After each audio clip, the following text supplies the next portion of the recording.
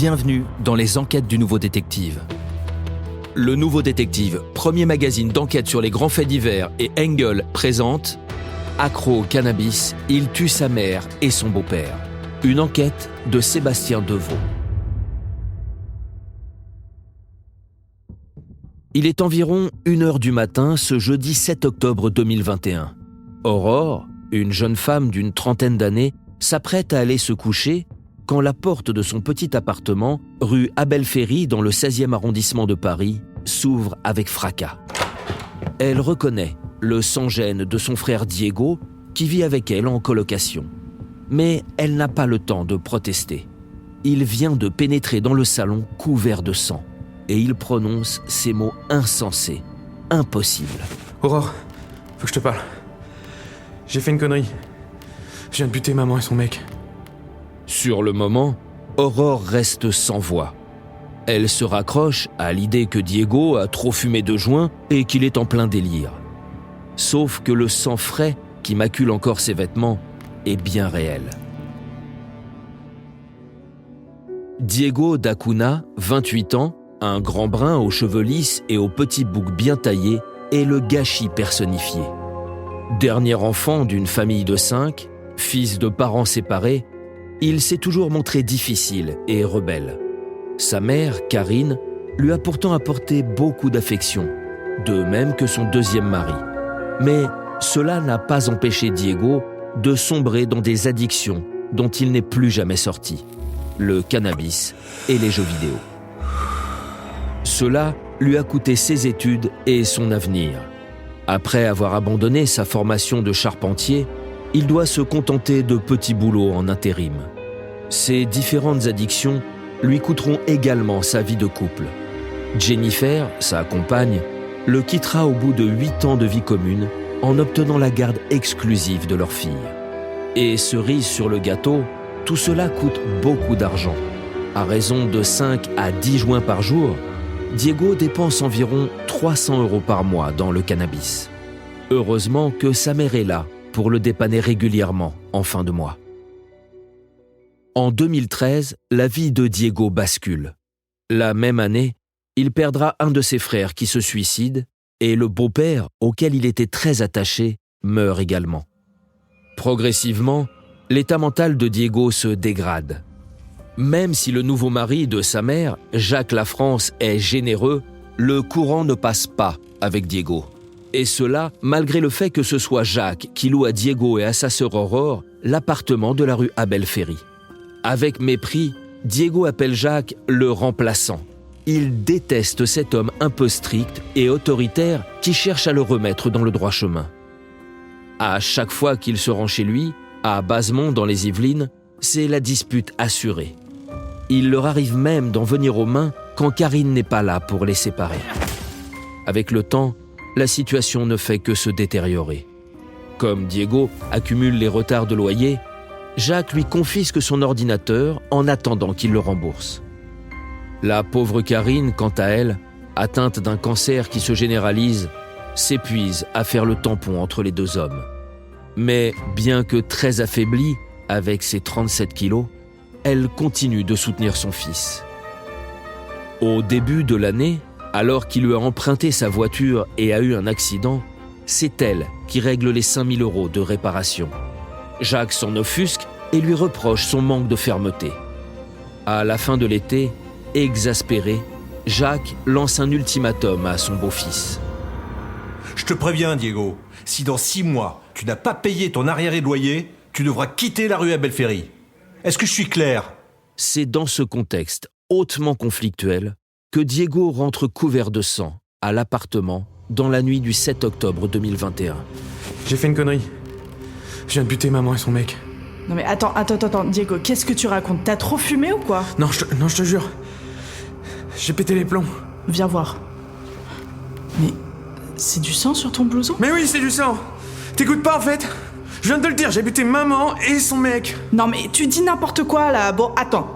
J'appelle maman et si elle répond, je te défonce. Aurore, horrifiée, ne parvient pas à y croire. Mais sait-on jamais ?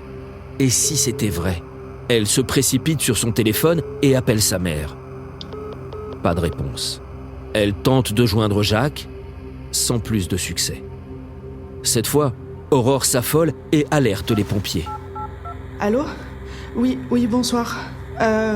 Mon frère dit qu'il a tué ma mère et mon beau-père chez eux, à Basemont. Je sais pas quoi en penser, mais j'ai préféré vous appeler. Comme tous les appels, celui-ci est enregistré. On entend en fond sonore Diego qui crie. Mais qu'est-ce que tu fais? Mais lâche! Arrête! Lâche le téléphone! Diego! Non, lâche-moi, tu me fais mal! Mais qu'est-ce que tu fous? Raccroche! Puis, les échos d'une dispute véhémente que le pompier du Standard interrompt. Calmez-vous, madame. Est-ce que je peux parler à votre frère ? Diego prend l'appareil. Il s'est rien passé du tout. Non, elle raconte n'importe quoi. C'est un faux appel. Derrière, on entend Aurore furieuse qui continue de protester. Mais qu'est-ce que tu fais, petit con? Mais rends-moi ce téléphone! Puis, la conversation est coupée. Folle d'angoisse, la jeune femme décide d'aller voir sur place et s'empare des clés de voiture de son frère. Attends, je viens avec toi. Non, toi, tu restes là! Laisse-moi venir, s'il te plaît. Faut au moins que je récupère mon ordi. Aurore ne l'écoute plus. Elle se précipite dans l'ascenseur et s'engouffre dans la Renault Capture rouge garée au pied de l'immeuble. 1 heure plus tard, elle est à Basemont, 15 rue Ollières, devant le pavillon de sa maman. Contrairement à ce qu'elle craignait, son appel au 18 a été pris au sérieux. Une voiture de gendarmerie barre la chaussée et une ambulance, gyrophare en marche, stationne devant la maison. Il est hélas trop tard. Il n'y a plus rien à faire pour Karine et Jacques. Les secours n'ont eu qu'à pousser la porte qui n'était pas verrouillée pour pénétrer dans la demeure et découvrir les 2 cadavres. Karine, allongée en travers de l'entrée, a été poignardée à 6 reprises. 3 fois à la poitrine, 3 fois dans le dos. Jacques, quant à lui, est étendu dans le salon, au pied de l'escalier. Il a reçu 15 coups de couteau. Il y a du sang partout, sur la baie vitrée, les murs, les marches. C'est une véritable boucherie. L'arme de ce double crime est un couteau de cuisine avec une lame en céramique rougie, longue de 20 cm. L'interpellation de Diego, la nuit même, se déroule en douceur. Il n'avait pas quitté le logement de la rue Abel Ferry, où il se trouve dans un état second. Non mais tout ça c'est à cause des pétards. Explique-t-il d'une voix pâteuse. Dans la voiture qui le ramène dans les Yvelines vers la maison du carnage, il se contente de dire, entre 2 sourires fous, qu'il ne se souvient plus de ce qu'il a fait durant la soirée. Lors de sa garde à vue, Diego se montre plus bavard. Quand il est arrivé à Basemont, explique-t-il, obsédé par l'idée de récupérer son ordinateur, sa mère et Jacques regardaient la télévision sur la mezzanine. Tout de suite, la conversation a dérapé et les 2 hommes se sont empoignés. Selon Diego, Jacques aurait alors saisi le couteau. Diego aurait réussi à le lui reprendre et l'aurait poignardé. Une seule fois, à l'en croire. Le beau-père serait ensuite tombé dans l'escalier. En fait, on a vu qu'il bougeait plus. Du coup, là, j'ai dit à ma mère, viens avec moi, on rentre à Paris. Mais comme elle refusait et que j'avais le couteau dans la main, j'ai décidé de lui planter 4 coups de lame dans la poitrine. Après ça, je suis rentré à la maison, rue Abel Ferry. Et je me suis fumé des joints toute la journée. Devant la cour d'assises de Versailles, c'est un Diego toujours aussi confus, mélangeant mensonge et mauvaise foi, qui a répété, peu ou prou, sa version des faits. Était-il responsable au moment du massacre ? Un premier collège d'experts psychiatriques a répondu par l'affirmative. Mais un autre, à l'inverse, a estimé que le garçon souffrait de troubles schizophréniques de nature à abolir son discernement. 2 conclusions totalement contradictoires. Finalement, c'est le tribunal qui a tranché. Les jurés ont reconnu l'accusé coupable et l'ont condamné à 30 années de réclusion criminelle. Diego Dacuna, qui était jusque-là détenu en psychiatrie à l'unité hospitalière pénitentiaire de Villejuif, a été transféré dans une prison classique. Quand on sait avec quelle facilité la drogue circule derrière les barreaux, ce ne sera certainement pas l'endroit le plus indiqué pour guérir son addiction au cannabis.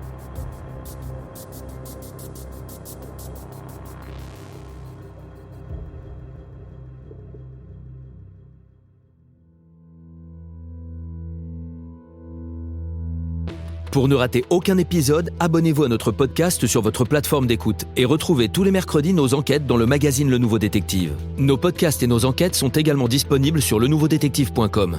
Si l'affaire n'a pas encore été jugée ou venait à passer en appel, nous rappelons que les protagonistes bénéficient toujours de la présomption d'innocence. Les noms et prénoms de certains personnages sont susceptibles d'avoir été modifiés.